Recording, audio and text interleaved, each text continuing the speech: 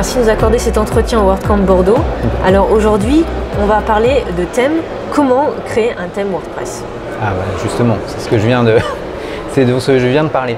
Et comment dire, en repartant du début, moi j'ai appris il y a longtemps à faire des sites en HTML, donc des sites statiques sans back-office, etc. Et j'étais devenu assez fort à ça parce que j'aimais bien bricoler le code HTML en tout cas.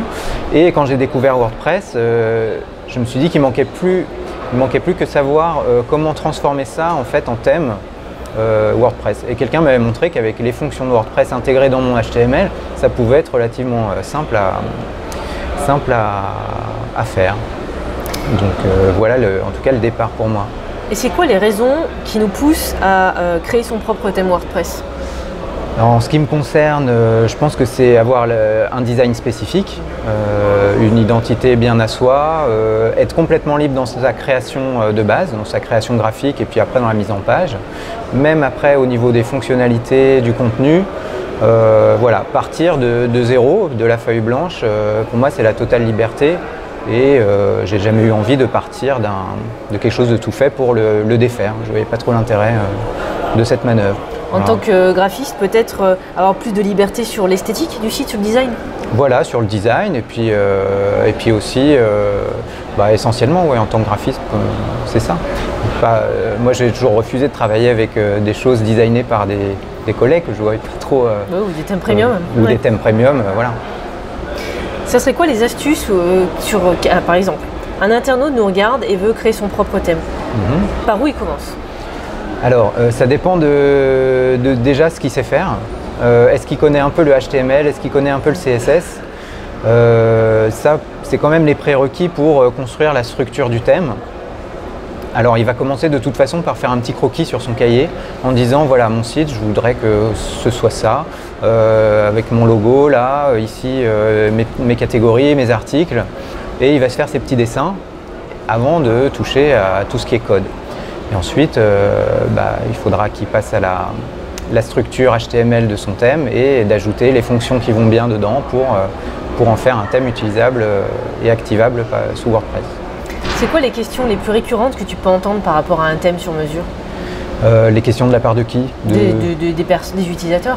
Des utilisateurs moi j'ai surtout des retours de mes clients sur la gestion des contenus, comment ils vont pouvoir afficher tel ou tel truc, ajouter leur compte Twitter dans le menu réseaux sociaux, etc.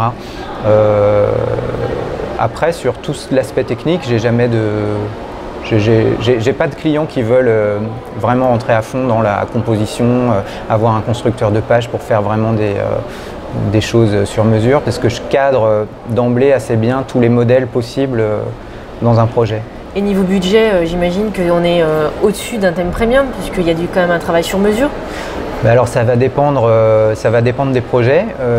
J'ai déjà fait des sites vraiment pas chers, complètement sur mesure, avec une création graphique spécifique, le logo, une création de logo, bon ça compte pas, mais et pour des petites structures voilà, qui avaient des petits budgets, mais en même temps des exigences qui étaient un peu en raccord avec ça. Donc, et à l'inverse, on peut avoir des demandes super spécifiques en partant sur du premium et on peut y passer 10 jours de dev à customiser le truc.